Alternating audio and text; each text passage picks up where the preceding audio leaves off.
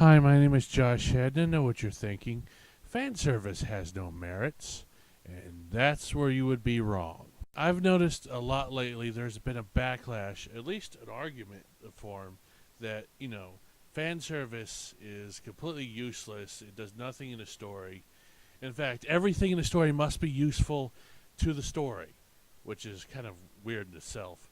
Basically, the argument goes that fan service, too much fan service is, and which I agree with, is overrated. It doesn't do anything. And in fact, fan service series are nothing but glorified, let's shove tits and butt in your face. And if you're a Yaoi fan, something else. And pretty much that's that for, the whole series. But I think there's a lot of series that are like that have deep, ongoing stories. And it balanced them two out very well. A good example would be High School of the Dead, of course, because it admitted that its fan service was fan service. It didn't just try to pretend and hide it behind a wall of, well, this is just for the story.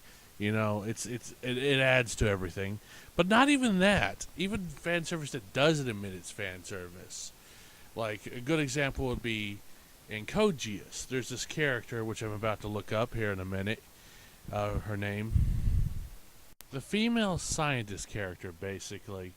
And she is fan service. No, literally, the character itself is fan service. I'd like to see someone argue any different. I mean, what does she really add to the plot? I mean, she adds nothing. She's just there to say, hey, this mech is cool, this is why.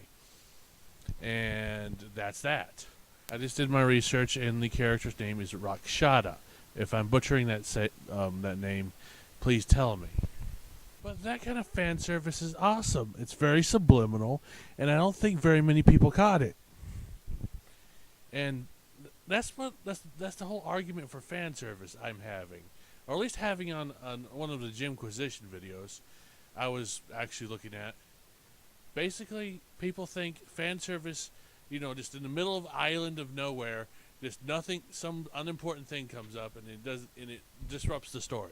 No, it doesn't have to do that.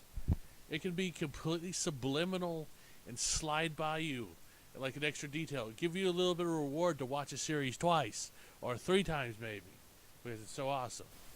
Another good example comes from a series. Yes, I'm going to admit I watched this. What was it? Give me a second. It was...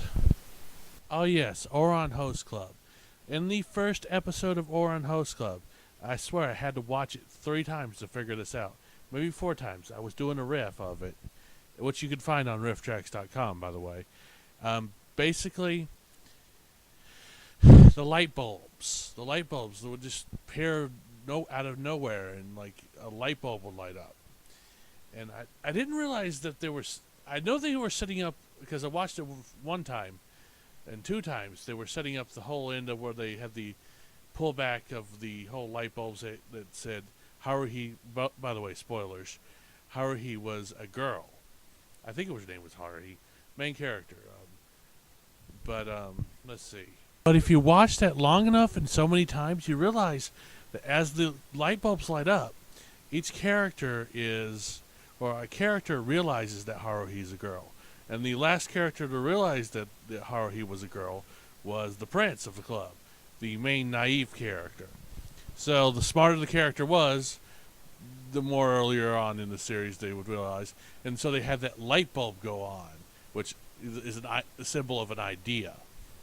A little detail like that, which is completely unnecessary for them to do in the series, is pretty awesome that they added that. And fan service is usually defined by me, but is something that's completely unnecessary in a series, like a scene or some detail of a series that has no point. Not everything can be considered fan service, though. Even not everything without a point it can be considered fan service. But just something meant to titillate the senses or mental cognitiveness, or any part of you for that matter, your soul, your spirit, if you believe in that, your mind, your body, whatever. But back to the point.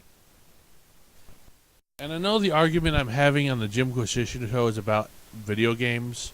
So I'm going to bring it to the video game argument. Fan service. What can you think of as fan service in a video game besides Bayonetta and the whole Bayonetta thing of sexuality? Easter eggs. Little Easter eggs that they hide in the game.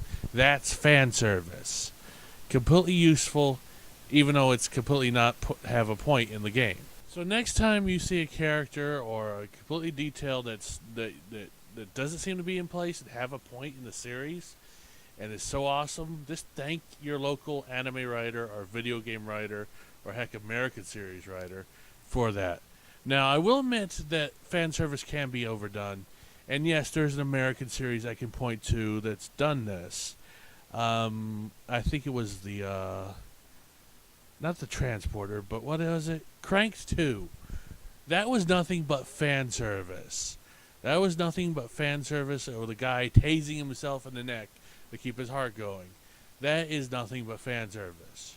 And I don't mind series that are nothing but fan service, as long as there's something, at least admit it, or at least have the kind of fan service I like. I usually go for the intellectual series, though, with fan service. Besides that, I'm just repeating myself now, but think about it. It completely has merit. Besides that, I'm signing off. Oh, this is Thinking with Your Head. Talking to you later. Bye.